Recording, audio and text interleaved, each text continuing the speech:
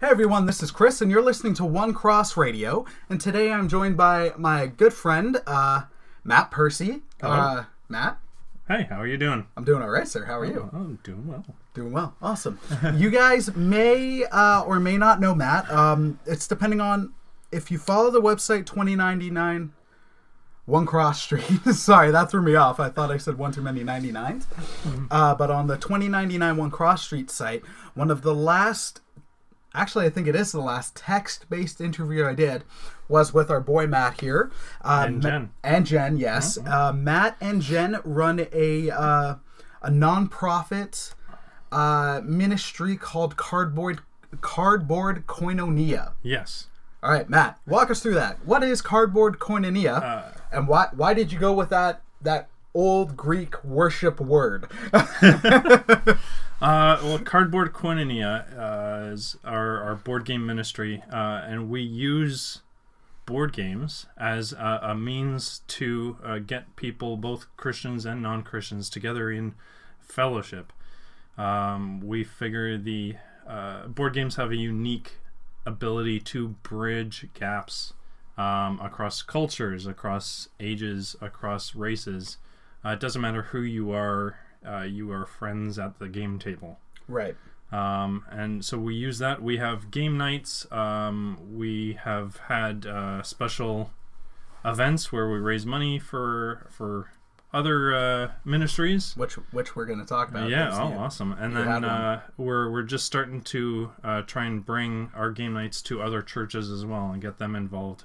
Right. But and then the Cardboard Koinonia, the cardboard part of the name is significant of the board games, of course.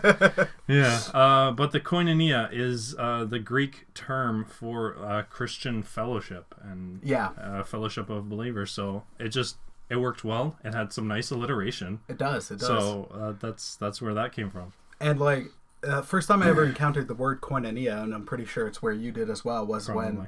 when Forward Baptist used to do their once a month worship services called koinonia. And the way Lambert explained it to me, like how to pronounce the word, he's like coin o and then tap your knee, like knee. And the cardboard, it rolls off the tongue better than if it was a video game one, because then what would it be like?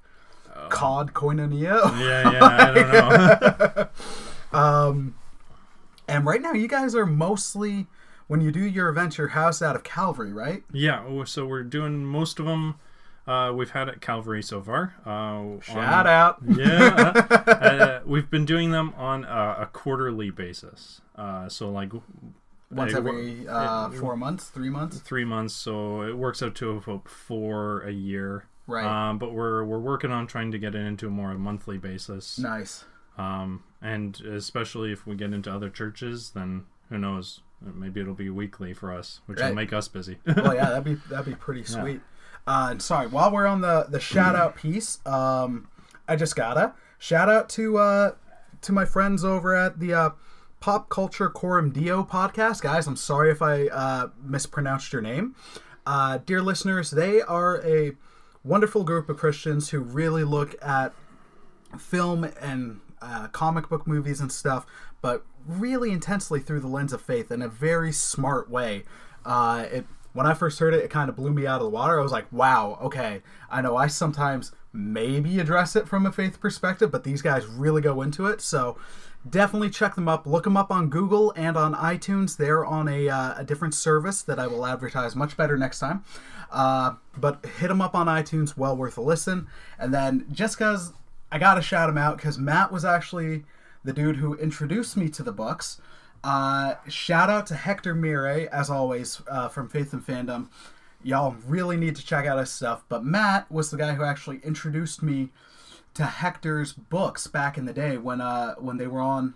They're still on Kindle. Yeah. But it was if you got the Kindle Unlimited app in Canada, you could get a couple of books for free. So then you ended up getting 4 or something. Like that, yeah. He's got 4. His 5th one's coming out in a couple months. He actually just released a youth ministry book where, even though I'm not involved in youth ministry anymore, I'm like, I want to get this book because I really like Hector's writing.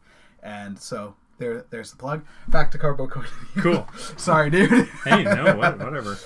So last time we talked and we did the chat with in the text, not we, y'all were about to do an event at Young Street Mission. Young Street Mission with Brad and Kate, and Brad's not there anymore, but it still did a lot of good for them. Can you walk us through that? Yeah. Basically, what we were doing is Young Street Mission is exactly what it is. It's a mission. It's the particular group we were working with was the Evergreen Center, which was devoted to at-risk youth.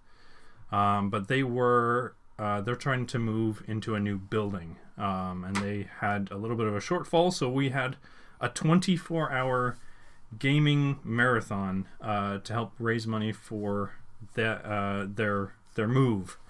It was great. We had over 100 board games available for people to play. We had for a little bit, we had the Firefly TV series going on a big projector. We had a Wii set up. One of the guys from Calvary came and brought his virtual reality setup. Nice. Yeah. And we just had a whole bunch of snacks and food, and I became very tired. Well, yeah. Yeah. It's so weird. Like, and you're older than me, so you're definitely you feel it more than I do. Yeah. But I remember when we did an overnight thing for Pape Youth in one of my final years. And when you were younger and you were like doing the overnight at church, you were like, "Oh man, I'm so excited! Like this is no problem." Yeah. I was like 26 or 27 at the time. And by the time it was like 5 a.m., I'm just ready to go home. Oh. And that's I ended up being at the church like 18 hours, not even the 24. Yeah. But I was just done, so I can't even imagine. Like, well, it was rough too because of time constraints and usage of the building. We had to start in the evening. Oh, so we were already behind. Yeah. So we started at 9. Oh, I think. Jeez. 8 or 9 or something like that, and then we were going to go to the previous night because it was Friday at 9 to the Saturday, because on the Sunday they had to set up for church. Yeah. So yeah, we were already behind, so it didn't help. It's almost like if it can be like from noon to noon. Yeah, it might be easier. It doesn't feel as bad because you can have a full day of gaming before you get tired. Exactly, because it's like, oh, okay, it's late, but I've only it's whatever. Yeah. It's not like I've seen it go from dark to light to dark again. Yeah, exactly. Yeah. And that was a big success for you guys. Like it was bigger than you initially thought it would be, right? I I was not expecting the amount of support we got. We had a site set up where people could donate online. We had it set up so people could bring in checks or cash or whatever. We had a little a shop where people could like buy pop and chips, and all the proceeds would go to Young Street as well. But all in all, we raised $3,200, which is it far exceeded what I was expecting. It was amazing. We had very generous people. Yeah, and it's like 32 is a lot. It's like for some people they're like, oh, that's not much, but no, it's a lot of money, especially when it's like you guys are brand new. Yeah, like you haven't even been around a year yet, right? Like not to the extent that we are now. We've had game nights before, but we never had the website, we never had the Facebook group and all this kind of stuff. Didn't have a logo. Didn't have a logo. It wasn't like, nah, this is in the works of being exactly like, I hate to say legit, but like a legitimate like non-for-profit. It's not like, hey, I'll support this. Not knocking people who do that, but it's just when there's money to go around and it's new on the scene and it's board gaming, even though it's something that's a growing thing, it's still kind of a niche ministry a bit, or a niche fundraiser. But exactly, it's niche enough having a board game night, but when you add Christianity onto anything, it becomes so much more niche. Well, that's like as I was getting my haircut the other day, I was talking to my barber. And dude was asking about the podcast, and he's like, what do you talk about? I was like, wanted to say faith and fandom, but not stealing from Hector. Yeah. But I'm like, Christian living and stuff from pop culture. He's like, oh, that must be huge. I'm like, it's not big. And listener, I appreciate you sharing and subscribing and all that. Listeners. But I was trying to address to every personal. Yeah. Yeah, it's like, it's a growing thing where it's, a criticism people can loft, and at times justifiably, at Christian film or music is there's an inherent market to it where it's not going to be good, but it will sell. Yeah. But that's not the case with a lot of stuff where it's like, it's an uphill battle, where as soon as you slap, like, not even slap it on, like, oh, I'm trying to sell something, but it's like, I'm a podcast about Christianity and pop culture. You're potentially alienating people who were there for the pop culture, or the Christian who's like, I don't care about Black Panther, or I don't care about board games, or the board game person who's like, I'm not interested in faith. But it's an avenue for God to use. Yeah, exactly. And I can, I'll make a shout out to Chara Games. They have produced a couple great games. One's called Commission. They have Unauthorized. But they make they're a Christian game publisher. They got a website? They do. Send me the link so I can add it to this. Definitely. But they're making games, but they're not making like a Bibleopoly or like Bible X or Church X. Yeah. Like, or the old T-shirts that you used to see where instead of like Lifesavers, it would be like Jesus Saves over the Lifesaver thing. They don't just slap Christianity onto something. Yeah. They're making good quality games from the ground up, but games that have enough there that even non-Christians can enjoy. Well, and I think, sorry, I'm getting sidetracked, but hey, whatever. There was a guy on YouTube, Josh Keefe, so shout out Josh. What shout outs this time? Seriously. But he did 2 videos, and he's done another one, but it's not involved with what I'm referencing, where it was looking at flaws in Christian music, and then the second one, which is the one I agreed with more, not that I disagreed with the music one, but about Christian film, where it was kind of like when you're talking about the board games where it's just slapping on the Jesus or whatever and expecting it to sell. Yeah. Like, that happens, but it's crap. It's so cheesy. They're so cheesy most of the time. Yeah, well, his whole thing, he was looking at the movie, like, the prime example was God's Not Dead, 1 and 2. Yeah. And just like how I've never seen it, because I've only seen clips from it, and that was enough to make me not see it. Yeah. But then when I see it, I was like, what is this?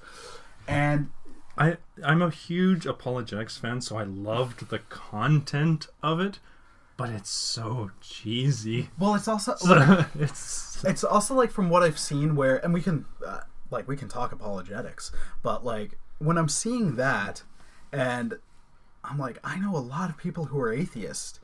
Not one of them are this scumbag. No. And virtually every, like, out of all the clips I've seen, almost every atheist in that movie is like a scumbag.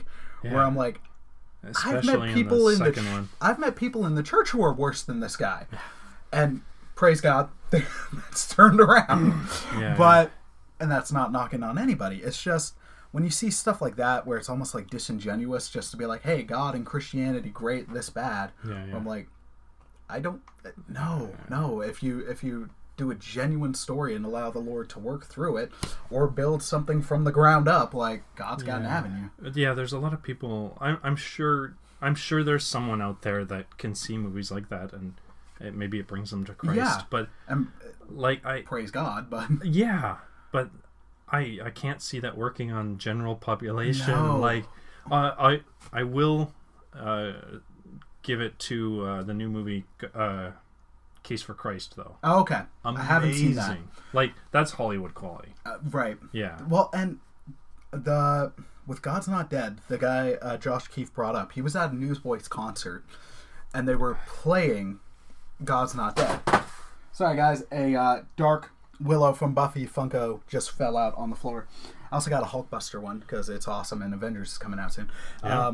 But Newsboys was playing clips from the movie, and then the audience was cheering whenever the Christian guy showed up, but then booing whenever the atheist guy was on. And then Josh brought up, like, could you imagine what it would be like if you were... What if an atheist was there? there? An atheist was there who was contemplating, seeking Christ, looking for the faith. Yeah. And then there's this going on. Like, that God could work through that, absolutely. Maybe, yeah, sure. But at the same point, if I was in that guy's shoes, I'd be like, I want nothing to do with this. Like, these people are awful. These people are awful. And then they're still booing at, I think I heard at his conversion moment or something. It's like, no, this is terrible. What are you doing? And just the us versus them narrative that is too much in everything. And guys, yeah, that's a whole other. Yeah. Oh, there's definitely persecution out there, but people go out looking for it sometimes. Oh yeah, and I think that I'm trying not to. We're gonna not get too sidetracked into this because the Christians do get persecuted. And definitely, it can happen in Canada. It can happen in the States. Yeah. I don't think to the extent that movie portrays, or its sequel, and it's more so in third world countries and not in the U.S. or Canada. Well, that's going back to Chara Games. Their game Unauthorized actually deals with the persecuted church, in that you've got the two sides. You have a totalitarian state, and then you have the church, and both are trying to influence people to one side or the other. And that's a fun little game. But yeah, they're tackling all these kinds of themes. Nice. It's good enough that you can get non-Christians into it. Yeah. And kind of get a conversation going with this. And that's the thing, like, conversation is a great thing. It's something I miss, and it's something I don't see a lot of, where there's so much, and I'll admit at points I get guilty of it. That's why I need to at times stay away from Facebook. And then just because I'll find myself getting angry at the person being like, there's no point in talking to them, which isn't the case. Yeah. And about virtually anything going on, where it's like, if you're about to shut it down just because they happen to agree with a viewpoint you disagree with, I don't know. I think it's worth having the conversation, because even if you don't, it's not about me trying to sway you. Like, if it's about faith, of course, yes, I'm hoping and praying you will come to faith and come to know Jesus Christ. But if you don't, I'm still not going to be like, well, this person's an idiot and blah, blah, blah. It's like, hopefully you'll at least understand this more. And ideally a seed will have been planted. Yeah. And then I can, at the very least, understand where you're coming from more. And even if I don't agree, I can understand, and then I can relate to you more. Yeah. And then we can have further conversations. Yeah. So we got heavy. Hey, no, that's fine. Yeah. You've talked about a couple board games. What are some of your favorite? Oh, geez. Right now, my wife Jen and I have been really enjoying one called Dinosaur Island. Okay. And I'm sure you would appreciate it. It is basically make your own Jurassic Park. I'm intrigued. If this was real life, I'd be like, no, let's not do this. Yes. Not only that, it is like the colors and the theming used is very 90s as well. So you get like the fluorescent and the neon. Yeah. But looks like a Joel Schumacher Batman movie? Better. Okay, good. Because if it looked worse. Yeah, that'd be bad. But yeah, it's make your own Jurassic Park. You're building dinosaur attractions and I'm intrigued. Manipulating DNA to get new dinosaurs. But you have to watch out, and hopefully your security is up to the task, or dinosaurs will get loose and eat your patrons, which is not good for the game. It will mean you lose. Which is a life lesson. People who think we should have a real life Jurassic Park, you know they what? will break free. If and a shirtless Jeff Goldblum will be like, life found a way. If someone made a real Jurassic Park, I'm sorry, I'm gonna go. That's the thing. I will morally object to it, but I don't know if 5-year-old or 30-year-old Chris would be able to be like, I can't not go. No, I'm going. Like, it'll probably be the day that all the dinosaurs get loose too. I know. And I don't even care. No, if a Rex is coming at me, I'm just going to be like, clearly this is how the Lord has me going. Let's do this. I'm going to make sure I'm videotaping the whole way. This is awesome! My gosh. I'm just thinking of that awful 98 Godzilla movie with Matthew Broderick, but it also had Hank Azaria, who's always awesome. Oh, yeah. And then he's just like videotaping Iguanazilla, like going to step down on him, and then, well, he's now called Zilla, and then he was in a movie called Godzilla Final Wars where he was killed in 3 seconds. And then IDW has a Godzilla title where he lasted, I think he's still alive, but it was for Rulers of the Earth, and he actually did decent in a fight against Godzilla, and it made you hate the character substantially less.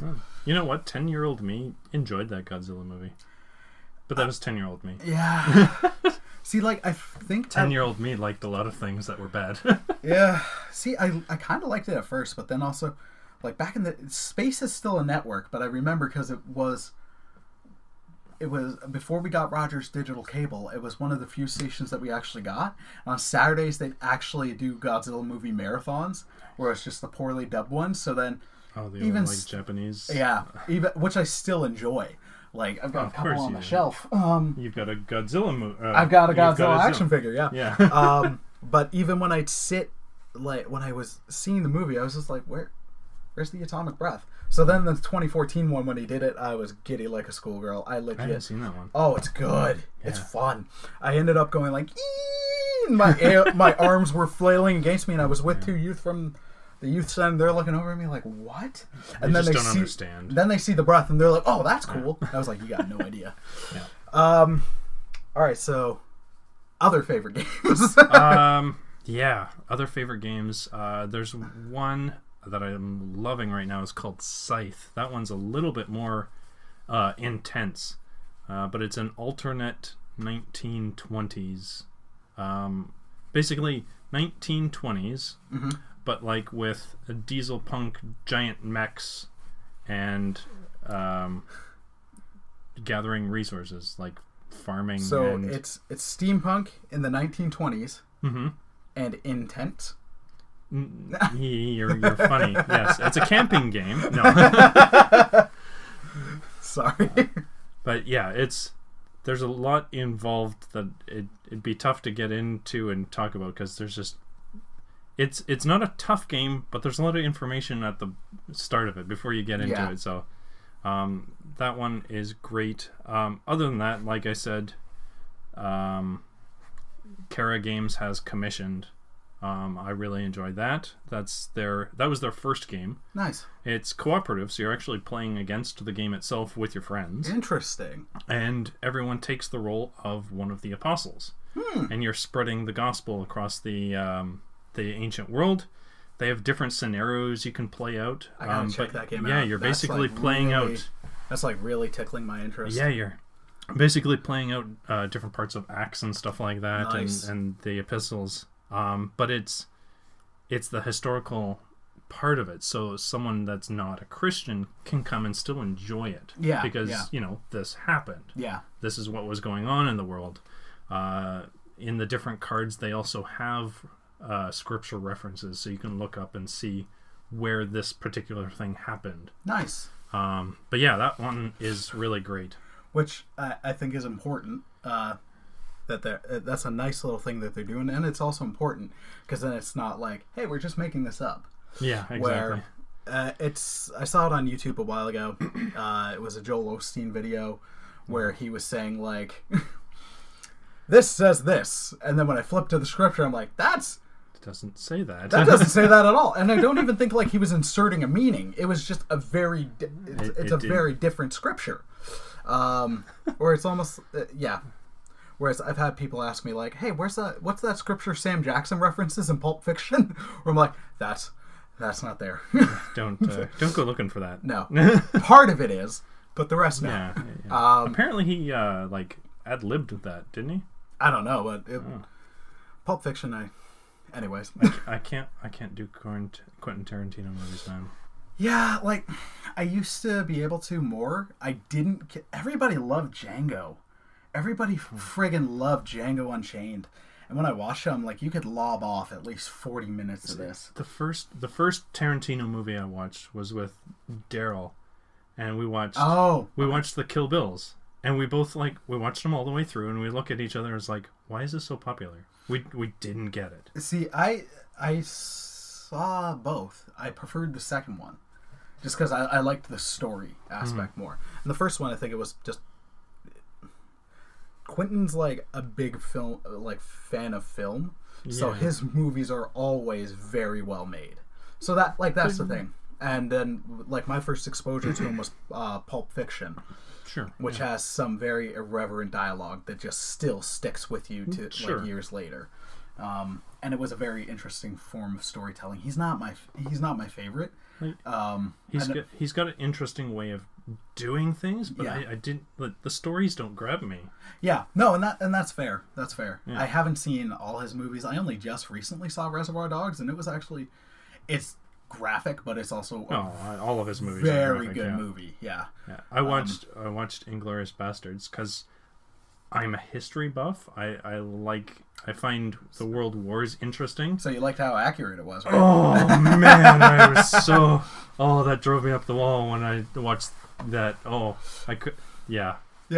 Well, you're not going to watch that one for historical accuracy. I was hoping there'd be I was hoping it wouldn't be anti-history. But it's that's the thing, where unless you're watching a proper, not Michael Moore documentary, right. That's where it's with so many movies where it's like based on true events. Yeah. I'm just like, okay, maybe like 5% of this is based on true events. Like, have you ever seen Patch Adams? Oh, a long time ago. So apparently the only thing that's true, now that more might have been proven, so if I'm wrong, listener, I apologize. But I had read something, and at one point the only thing that was truthful aside from the dude's love of humor was when it was a gynecologist conference thing. So they made a bunch of paper mache legs in front of the doors. That was the true part? That's apparently the true part. That was hilarious. I'm sorry. It was pretty funny. And there was a doctor who was a clown. Yes. There we go. That was the other true part. There we go. I mean, like Titanic. I love that movie. But how much of the Space Jam? How much was that true? Oh, that's a documentary. Well, yeah. So it's I think 100%. I'd say it's 100% real. Like Michael Jordan definitely can reach halfway across the court. He just didn't do it in front of everybody because he's like, this will freak people out. A little bit. So I'll do it in a cartoon movie where I'll show my true nature, but no one will believe it. Right. And he actually played baseball. Oh, yes. Yes. Tried to. Yeah. Not very well, but... Yeah. Space Jam's fun, guys. Nothing wrong with Space Jam. No. Or Looney Tunes in general. No. Although, so many sidetracks. From one sidetrack to another. Yeah. So, can you share a bit with us about your testimony? Oh, We're man. just jumping all over the place. Yeah. Well, let's see if I can do this. Well, I grew up in a Christian home. My parents are Christians, but around the time I was 1 and 2, they became Salvation Army officers. And then, so they were essentially pastors of different Salvation Army churches across Canada. We moved a lot because it's very Army-centric or whatever you want to call it. So I grew up Christian. I knew everything as you do. I guess I didn't really have a need to really go deep, and I never got that the deeper connection or whatever you want to call it until right around the time I met Jen, actually. Right. And I went off to... Jen is so I just cupped my mouth when I did that. Just so you guys know, Jen is one of my lifelong best friends. She was Jill's, my wife's matron of honor. Yep. And then she is Matt's awesome wife. She is. Yes. All right, sorry. And so, Jill was her matron of honor. Yeah, and Jill was her matron of honor. Yeah. And I was not in the wedding party. But neither were you, so it worked out.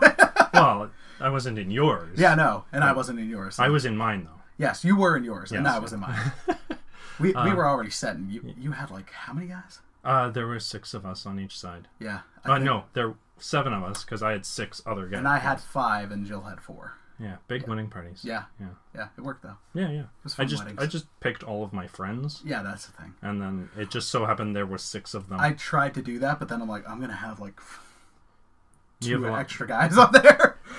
Yeah. Anyways, so around the time you met Jen, Yep. that was back in a long time ago. like now. that was 2003. 2003. 2003 or 4. Yeah, because I had been going out to. I remember because I had been going out to TDI. Yeah. Teen Drop In for Teen Drop In, which was at is the Salvation Army still at that? Yeah, church? Still there. So that was at a Salvation Army church in at the corner of Warden and Lawrence. Thank Scarborough you. Citadel. Yeah. Yeah, Scarborough Citadel. I went there because I think Lombardo invited me out, and Brad Halsey invited me out. There was a bunch. Yeah, Brad Halsey went there. Yeah. Dave Lombardo started coming. Yeah, you started coming. Yeah. Steph Tustin was coming. It's Steph and I start, and then then eventually some of us start cross hanging out. Together. And I think that's how you met Jen. Yeah, but it was the year. The year that we started going out is the year I went off and started working at one of the Army teen camps. It was an overnight outdoor camp. How long have you guys been together now? No, I moved here in 03, so it was 06. Okay, yeah. So 06 is when we started going out. Okay. Okay, yeah. Yeah, I worked in an overnight camp as a counselor. I probably shouldn't. I wasn't as strong in my faith as I could have been. What you learn. Yeah. When you're a teen and you work at Christian day camps or overnight camps, and then later when you're serious about your faith, you're like, how did they hire me? Yeah. But it was around that time that I wasn't. I don't want to say I was living poorly, but I wasn't really living like God was the center of my life. Yeah. I was kind of just doing my own thing. Yeah. But going to the camp and getting to know some of the other counselors and having cross cabin devotions together kind of thing. One of my friends started basically introducing the kids and me to apologetics, and he'd spout off evidences for why we believe in Jesus and stuff like this. I had no idea there was so much evidence and stuff like that. I'm like, well, not only is this great just to know that it's not based just in a book, it's based on fact, but I'm also finding it interesting. Yeah. Like, before, church wasn't interesting enough. There was nothing to bring me in. Yeah. But having apologetics there and having these evidences and the different histories that I could look into, it gave me something to enjoy and have that connection with God that way. Yeah. Yeah, because a lot of people have no problem with the heart stuff, but I needed the head stuff too. Yeah. Yeah. No, that's the all in the past now, and big apologetics nerd now. Yeah.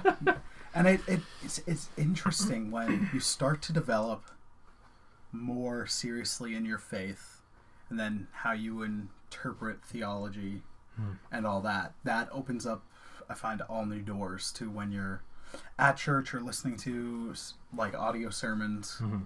I'd say more especially when you're at church, but that's less convicting to me because I unfortunately haven't been in a while. No, boy. Chris. Where I need to get better in that habit. Please pray for that. Okay. Perfect. I publicly put it on the podcast. There you go. All the listeners are going to keep you accountable now. They better. But when I started developing more in my faith, and then especially as I was doing Bible studies with the guys, with Lombardo, with Lambert, with Hal, with Biggie and Caleb, as we started doing that more, Sunday morning opened up a lot more for me. And then I know we have different theological perspectives. I lean Calvinistically, you lean Arminianly. Not outing you. No, not in a bad way. Yeah. We're gonna have a boxing match after this. And, Yep. This is going to determine which one wins for everyone. I was just gonna be like, I'm saying once saved, always saved. So, come on. No, but when it's that perspective, when you're developing those perspectives, I just find now suddenly as I'm listening to pastors, I'm just like a lot more alert to what they're saying. And at times it might be like, oh, I disagree with this because this is how I lean. But then it forces me to think about it from other perspectives and then understand. I'm wanting to understand the scripture more. Because I'm wanting to be like, not be like, I'm right and you're wrong, but like, no, I want to know this more. And if I'm saying, if I'm recommending, like, if I'm recommending Calvin, or if I'm recommending anybody who leans Reformed or Calvinistically, like, I want to be like, I agree with what they're saying. I agree with their understanding of Scripture. Or also, even if the pastor has a different theological leaning, I want to be able to recommend my pastor. Yeah, definitely. So that's where, it's just interesting. Yeah, well, like, it's one thing I've learned, because when you get into apologetics, you're going to want to debate everyone. And I used to try and do that so much, especially in like Calvinist and Arminian debates.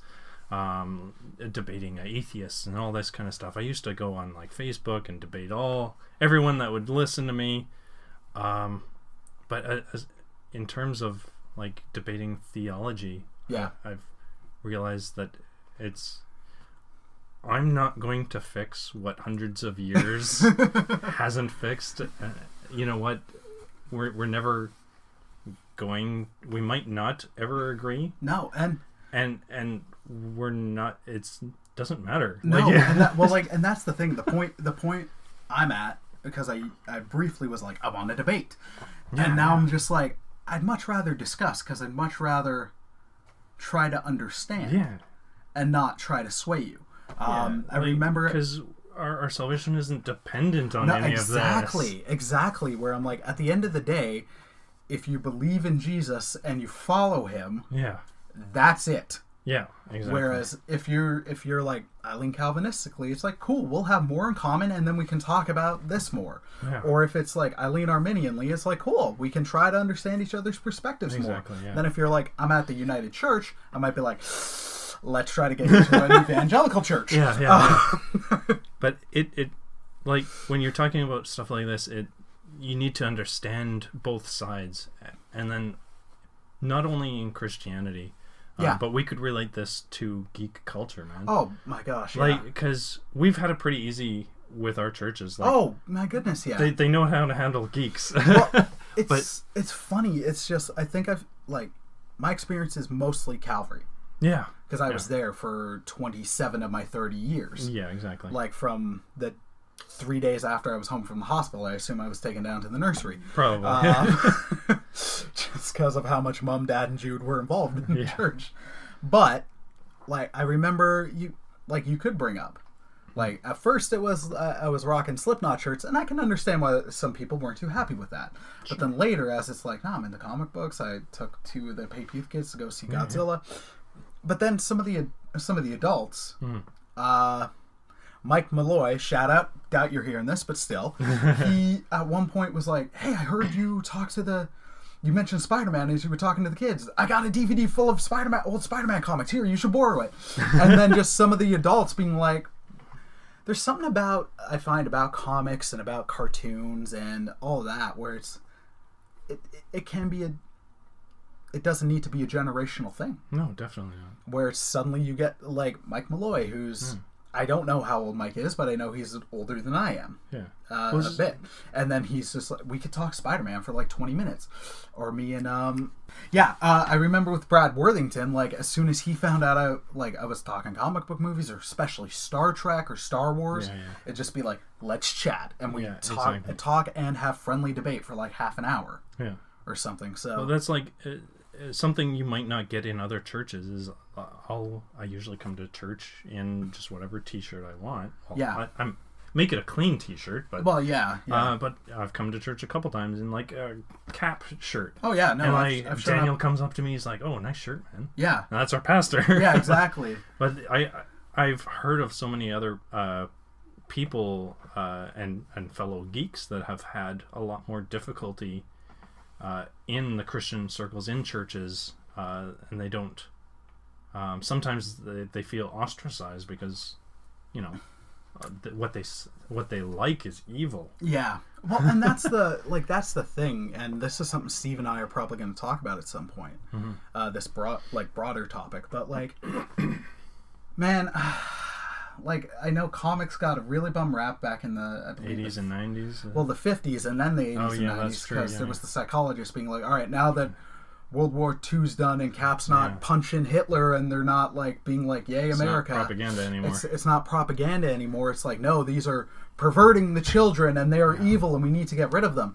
And then the 80s we had the Satanic Panic. Yeah, and then the 90s we just had a lot of bad comic books. Well, yeah. Yeah.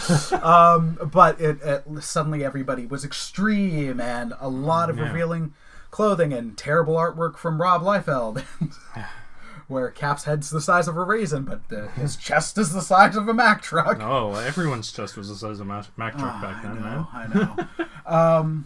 And yeah, it's gotten a bum rap where, yes, there's stuff in there that, as a Christian, I can object to, but there's also stuff that there's some really good, powerful really stories. Useful things. And that you can connect over. And well, like, one of the things I loved watching way back in the 90s, the X-Men cartoon. Oh my goodness. Nightcrawler, man.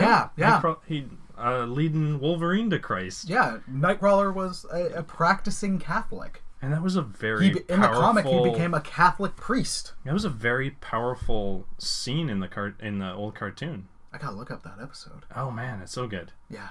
But I don't think they could do something like that anymore, unfortunately. No, probably not. And then that's where, like, I was thrilled a couple of years ago when I was doing the youth center stuff to find, like, Kingstone Comics. Yeah. Yeah, where it's just like they're adapting the Bible and biblical stories and then creating stories of their own. Yeah.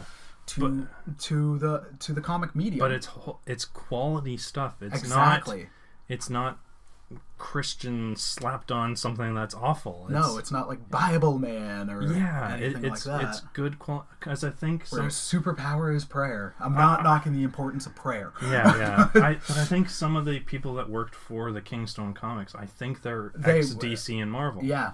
Which, you're going to get something decent. And the artwork is solid. They don't shy away from stuff.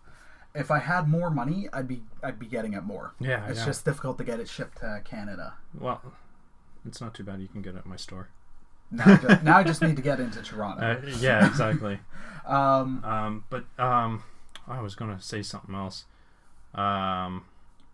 We've got some of the Satanic Panic and all that has stayed around for a little bit. So that I've had people come into the store that are afraid of fantasy stuff. Yeah. And I work in a Christian bookstore. Shout out to Agape Christian Marketplace. It's in Vaughan.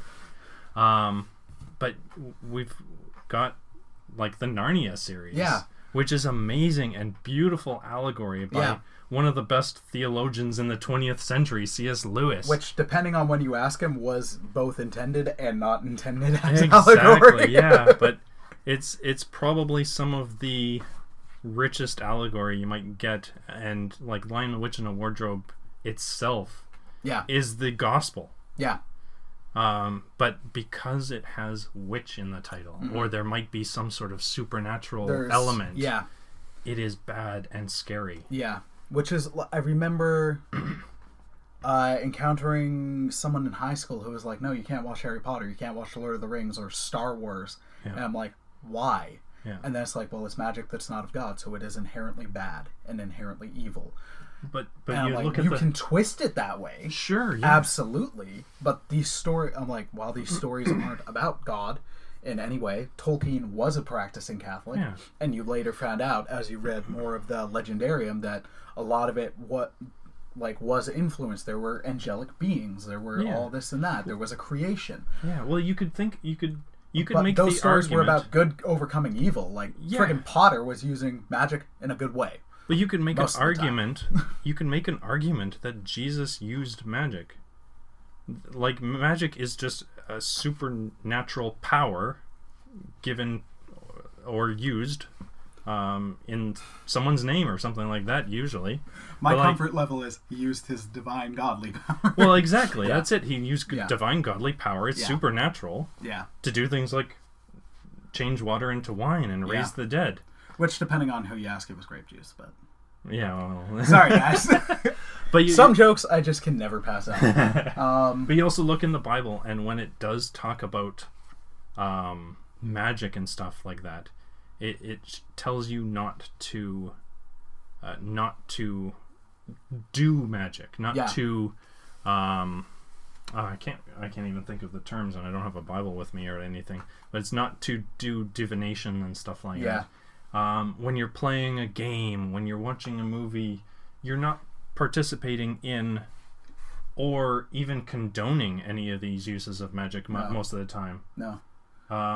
For instance, like if you're playing it in a video game or if you're playing it in a board game, nothing you're doing is magic. No. It is completely mechanical. Yeah. Like if you're playing the game Magic. Exactly. The magic... There's not even a whole lot of magic sometimes. No.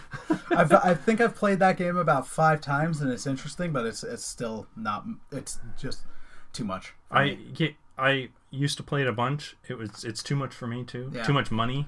Well, that's the thing. Like, it's too much money, and by too much, I mean just, like, how long it takes to actually do anything. Yeah, and how much money you need in order to do anything useful. Yeah, yeah. And I mean, like, with certain books, at points, I can get it. Sure. Like, I think it was Rick Remender. Yeah, Rick Remender did a run on Venom, where it was Agent Venom, and it got very dark and demonic. It really did, because Mephisto showed up, the symbiote got possessed, and there's stuff there where I know I wouldn't recommend it to some people. Right. Because if that kind of thing really affects them... Yeah. And then the enemy has an in to screw with them for a while, I'm not going to recommend that to them at all. No, I'd be like, just a heads up, this is there. Like it depends on Praise the Lord, it didn't affect me, where I'm like, in my head, I'm like, all right, look, this is still a comic, yes, this can happen, but God's protecting. It's where are you... And it was an intriguing story. Where are you in your walk? What is going to make you slip up? Yeah.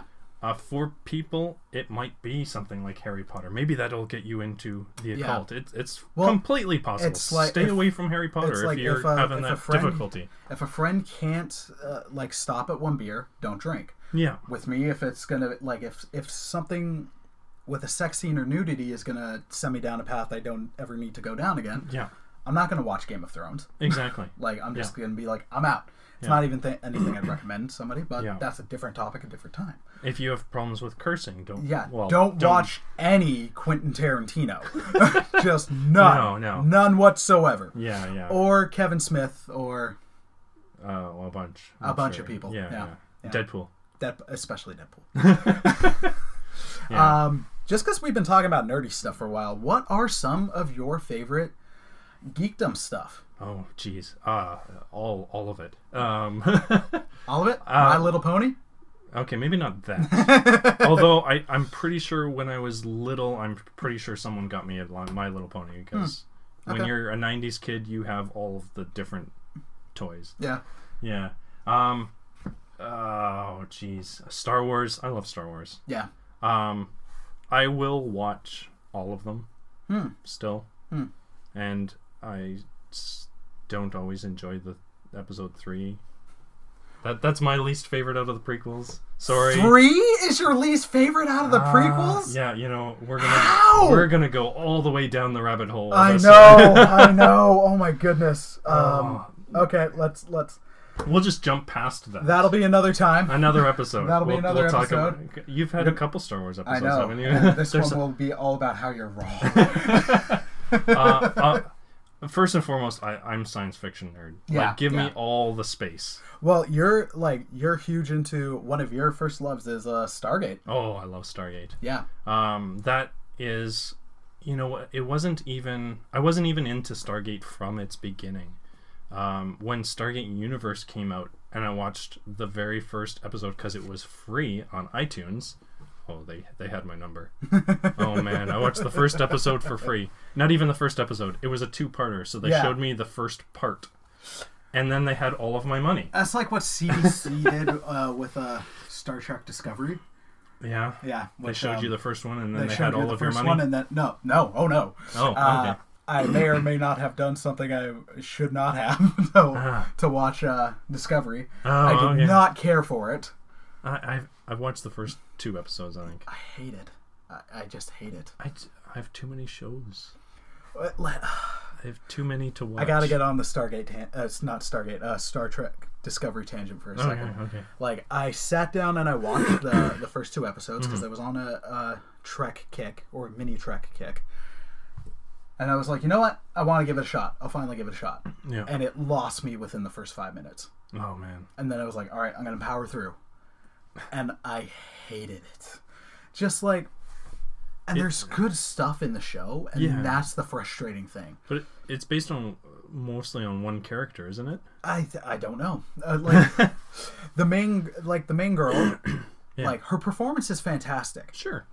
But I never understood, unless it was going to be an anthology show where it's like part of a season, or this season is going to take place in this timeline, and then we're going to go here, where they thought doing another prequel series was going to be okay, because suddenly it's like Enterprise has its fans. I understand, but for the most part, Enterprise alienated a lot of people because it took place before the original series. I thought it was good. No, I know. Like, and my brother loves it. The 3rd season was the best. I've heard the 4th season's amazing. I just haven't watched it. But a lot of people were like, they're doing it so they're free of continuity, and then they can go back and do all this. That really boxes you in, because you're like, you've got the original show, which is really revered for some reason. I never liked it. And then you've got the movies. Then you've got Next Gen, DS9, Voyager. Like, you've got a lot of continuity you could really mess with. And then they did my favorite episode. I have a love-hate relationship with, because they did the Borg one, where I'm like, I love the Borg, so I'm in. And they've got some menace, so I'm in, because Voyager took away a lot of it. But it made up this stupid, like, predestination paradox involving Q, so there shouldn't be one, where it got frustrating. And then there's that stuff, and they did that with the Ferengi, but then they did cool stuff where they explained why the Klingons look different in the original series. So, but when you're having all that, why would you do it there? And now it's like, oh, this takes place 10 years. By the by, Spock had a sister that he just never mentioned. Never and these Klingons that don't speak Klingon and don't look like Klingons, and their ships look nothing like Klingon ships. A big reason why I hate the show is the dang Klingons. That's a big part of the show. It is. It is. I'm out. So I don't know if I'm ever going to give it another shot, but what do you think? Too many shows? I've got too many shows. I've watched a little bit of it. And I like the updated nature. Well, and that's the... But that has nothing to do with the story itself. No. I like what you're saying with prequels. I wish they would stop doing prequels for things, because it limits you so much. Or if you're going to do a prequel, like, go way back. Or like if you're going to do Star Wars prequel, go to like Old Republic. Yes. Or like if you're crossing my fingers for that. with Star Trek in particular, DS9 I love. Like, I've actually rewatched it on Netflix, and it's great. Oh, it's amazing. And one of my favorite episodes from it is the crossover they did for one of the anniversaries, where it was called Trials and Tribulations, I think. And the DS9 crew ended up back in time, and it was during the Triples episode, which is one of the most favorite episodes of Trek ever. It's like one hilarious. Of the ones that's known so well. And they made up the sets. They made almost everything look virtually like it was there. And amazing. Then they sunk in the footage so it made sense. Nothing was standing out like a sore thumb. Good. Which must have been crazy expensive. But this show ain't cheap. If you're going to do it, make it look like it. Come on! Actually, probably it was cheaper to do. Yeah. Because I don't imagine there was much into those sets or like back then. Sorry, I'm just still in my Trek rant. Yeah, If you were going to do another show, to me it makes more sense to do it after Trek 09, where I'm like, it's a galaxy without Romulus. That's a power grab. Like, that could be the thing that makes the Klingons be like, screw you, Federation, we're taking over. Yeah. And with the designs of the ships looking so different than they do in what's going to be 10 years later, it's like, why not do it instead of like 5 minutes after Spock went through, which I still think there's room for, because then you can introduce new crews, get the cameos, blah, blah, blah. Have it take place like 100 years after that. So then the Klingons can look friggin' ridiculous. Yeah. And operatic singing and not even in Klingon. And the ships look like they do. Where I'm like, if you're saying this is 100 years after Trek 09 and that room event, for that kind of evolution. then I can be on board and I can be in. Yeah. But your whole thing is like, well, we're in the prime timeline and we respect continuity and... No, do they really? Yeah. No. No. Yeah. Well, that's like... Sorry. well, that gets into the Stargate. They've got the new Stargate show. Unfortunately, I haven't watched it yet, but they went the prequel route. Yeah, prequel route. The first episode is free to watch, of course. So they're gonna have my money soon. But it's because they're doing it a prequel. In order to do that, they're going to have to A, retcon stuff. Yeah. And then B, they're completely try to figure limited. out how to shoehorn stuff in. Yeah, they're completely limited in their storytelling. Move on. Yeah. You have a lot more room to tell stories if you go in the future. You don't have to change anything. Or if you're gonna if you're gonna do it as an anthology, so it can be like half a season or even a reduced season is in this earlier time. So then it's not like you have unlimited time to screw up everything. Yeah. Where it's like you could get a season before SG-1, before the Goa'uld. Just that's about all I know of Stargate. I got a couple seasons in. That's mostly it. Yeah. The SG-1 team with MacGyver, now rocking guns, because in MacGyver he hated guns. He loves guns in this one. Oh, yes, he does. Yeah. And then, set before there so you don't screw it up. And then you can have one, after SG-1, before Atlantis, or they crossed over, right? They did some crossover, yeah. Or you could explain more about how it got into universe or something. Or, in the Stargate show... the main show is about SG-1. Yeah. That's with MacGyver and all that team. I think there was 25 other teams. They could just take one of those teams and do a whole show about them. Exactly. Yeah. So if only we were running Hollywood. I know. We would not make the most money. We'd probably do better than some. Some, but we wouldn't make Transformers money. We wouldn't make Transformers. No, we wouldn't. I'd make Beast Wars. And we wouldn't pick Michael Bay. No. I'd be like, Michael Bay, your perfection you know what? Was Armageddon. I will always argue. My favorite movie of his, bar none, is Armageddon. We actually sat down and watched Bad Boys. Oh, Bad Boys is amazing. I didn't care for it. Oh, really? Yeah, no. Smith is funny. Lawrence is funny. The movie is not that good. Oh, a lot of people love it. I just don't get it.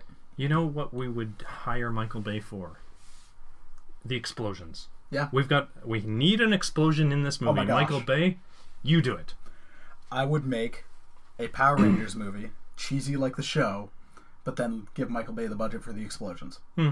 Except not fights with the Megazord, because then they're going to be in too tight and you can't see jack all. Yeah. I'll be like, Michael, you can deal with the explosions and make me Armageddon 2 Armageddoner. Where Bruce Willis comes back from the dead and destroys an asteroid with a car. With his car? Oh. With a car.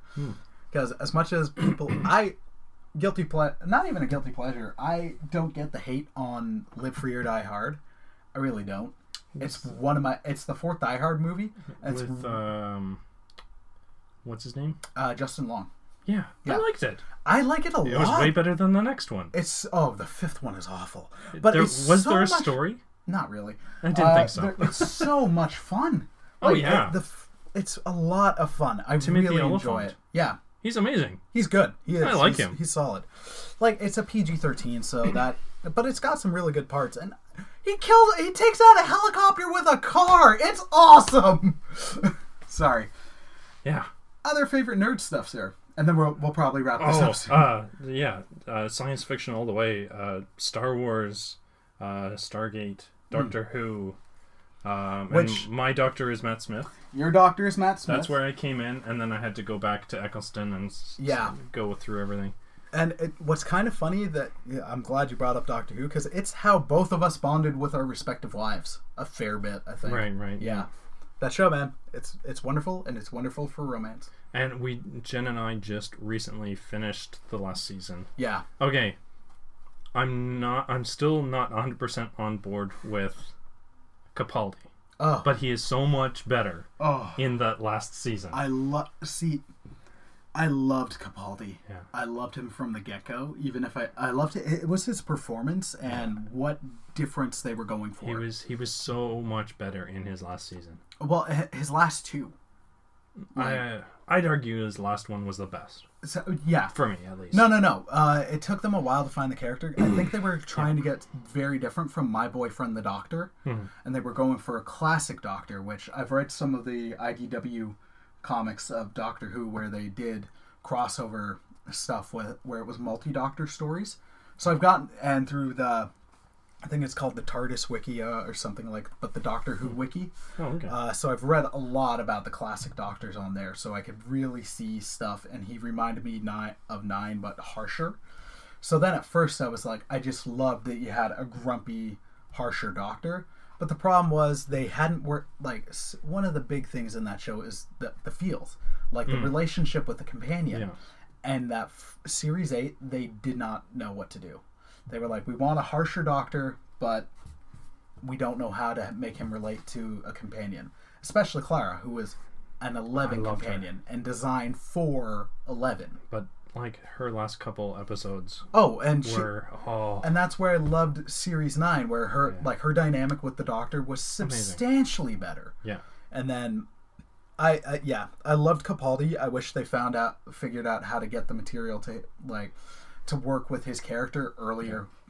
Yeah. I wish they figured out how to get it to that best ability earlier. Mm-hmm. Jen and I both didn't care for Bill. I haven't watched that whole series yet. I haven't. Maybe you'll enjoy it, but no, I haven't watched that whole series yet. I watched the last 2 episodes. Did you see any of Bill? I can't remember when she came in. Bill shows up in the spoilers, or it's a version of Bill shows up in the Christmas episode. Have you seen the Christmas episode? Which one was that one? That was the one where it sets up the 13th Doctor, who's the woman. Oh, yeah. And then it's also crossover with where it's the first Doctor, William. Yeah. I think it's William Bradley, played by the guy from Harry Potter. Yeah, the actor is, I believe his name is William Bradley. Yeah, he did a good job. Oh, he played. There was a great thing around the 50th of Doctor Who called Time of the Doctor. An Adventure in Space and Time. Oh, okay. And it was a docudrama. It was more drama than actual documentary. Right. About the first series of Doctor Who up until the regeneration, and he played William Hartnell, who played the original Doctor, and he gave such a great performance in that when they worked him into that, I was like, this is perfect. Yeah. If you're ever going to do a crossover with the first Doctor, just get him. Yeah, exactly. Yeah, I got to look up his name. Because I definitely might have been wrong. Yeah. Oh, I'm sure there's lots of people that like Bill, but I don't know what it was. I didn't... I don't know what I didn't like about her, but she just didn't catch me, I guess. And I still... My favorite is still 10. And I love 9. 9. It's so many people love 11, and I did love 11, but I think I liked 12 more. Yeah. And it might have been more so for the stories. 11 was a great Doctor, but on the whole, I didn't enjoy his series. Series 5 was solid, really solid, but series 6 was very divided. Right. And it's those series where it's it's 2 seasons. Or 2 series in one, where it's here's the first half, here's the second half, but they're not overall connected. He had some really good episodes in those seasons. He did. Like Blink. Oh, that was 10. No, that was 10. Yeah. That was 10? Yeah. Yeah, Blink was in series 3, which is my least favorite. I don't like The Angels? No, I love the Angels. Oh. I don't like Martha. Oh, yeah, no. And especially Martha's mother. Martha's mother is the worst. There's not too many people that agree with me, but I didn't like Donna. I love Donna. You're wrong.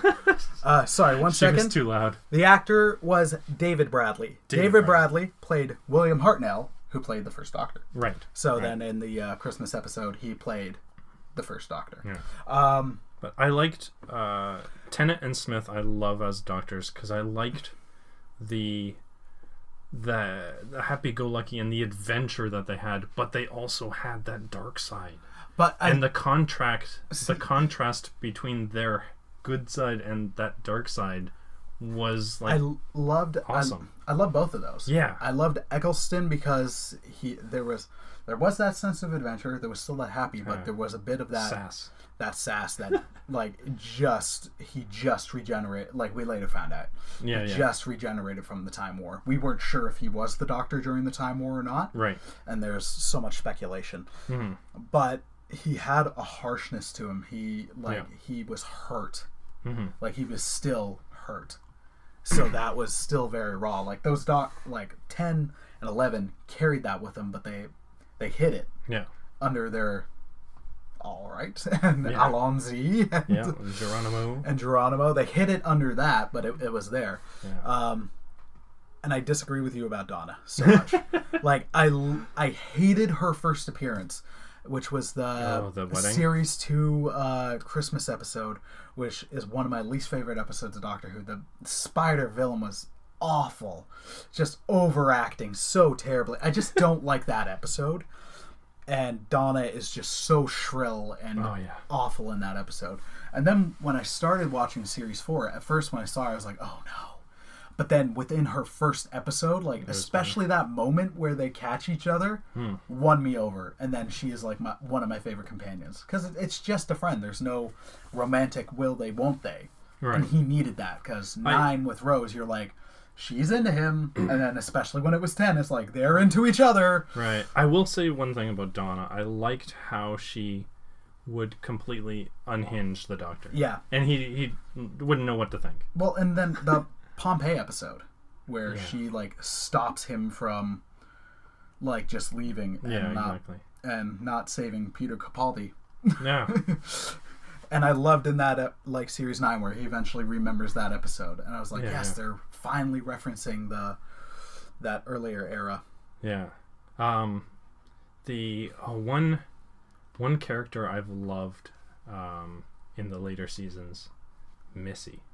Yeah. She's amazing. Yeah, she's very interesting. And I did like how in that Christmas episode? The episode before it, they finally brought back John Sim. That was crazy. I loved his master. That was, and it does make me sad what the outcome of that one was. Yeah. But it was clever. It was clever. Yeah. All right, we're going to wrap this up. So I've got a final question or two, possibly one for you.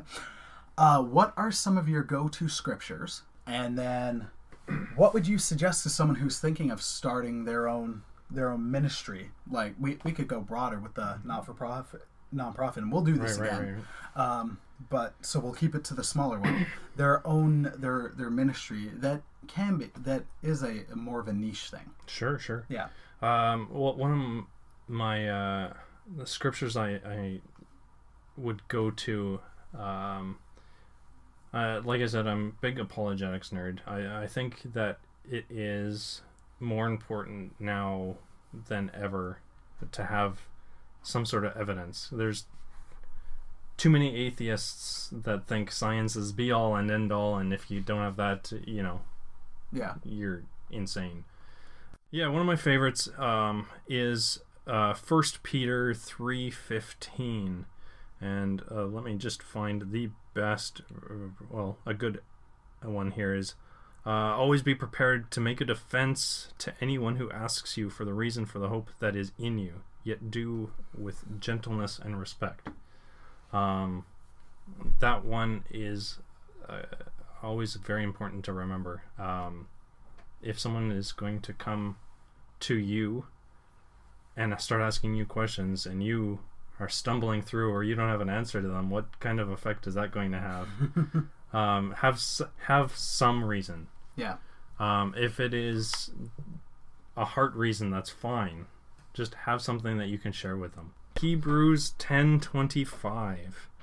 It's one that we use for Cardboard Koinonia because it is very important to remember. as Christians, and that's not giving up meeting together as some are in the habit of doing, but encouraging one another, and all the more as you see the day approaching. The fellowship is the forefront of what we're doing. And it's so hard to do that nowadays. Yeah. Meeting together, like, just having time at home is hard enough to do with your family. So make sure you take that time to be with people. Because, God doesn't want us to be shut-ins and hermits. Yeah. And we're not going to grow that way. But yeah, those are the two verses I'll give you. Nice. And then what would you suggest to someone who's thinking about maybe an out-of-the-box ministry idea? If you are looking to do a ministry of your own, find someone that has done something similar, or just find someone that has had any kind of a ministry. Ask them questions, ask them how they've done it, pick their brains.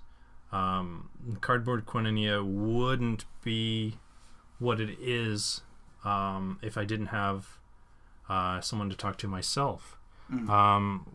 We have been inspired and have had a chance to talk to a few people, but one in particular has the InnRoads Ministries, which is a board game ministry in the States run by Mike Perna.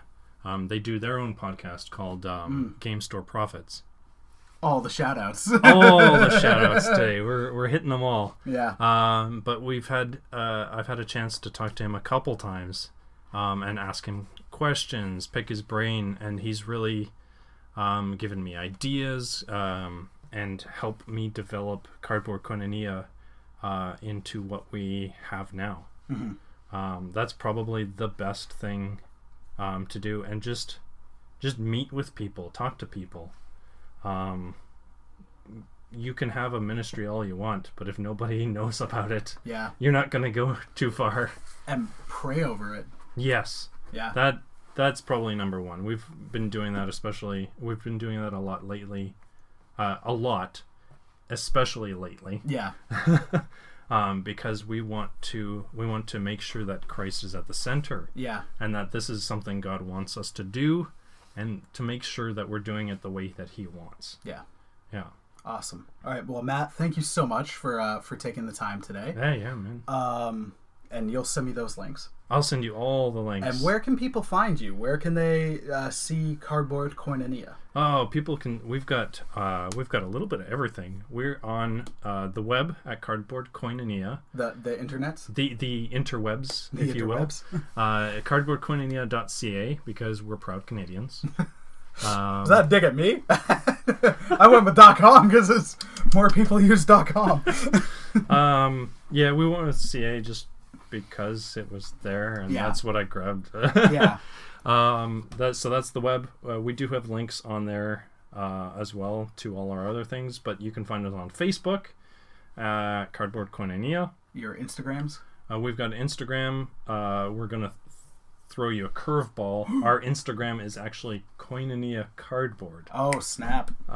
Because for some reason I had trouble making a Cardboard account Koinonia. for that. Yeah. We've also got a Facebook group, so if you want to discuss games, if you want to talk to other people within that niche, within that group, it's open to anyone who wants to join. And what else? I think we've got something else, but maybe not. Oh, we've got a YouTube channel now. Oh, awesome! Yeah. See, that's brand new info to me. Yeah, we've got any video that we put up on our website links you to their YouTube thing. Okay. So, Cardboard Koinonia on YouTube. Nice. And we've got like 4 videos. Nice. But it's a start. It's a start. Yeah, and then we've got on our website we've got links to a bunch of the ministries that we name dropped today. So if you want to check out InnRoads and all these other guys, go there because they're awesome. Yeah. There's so many nerd Christians out there. I know, it's blowing up. Like, oh yeah. Me and Hector were talking about that when we did our podcast interview a couple months back. And it's encouraging. It's really cool to see. Well, there's a spot for us. Yeah. Like, it's hard.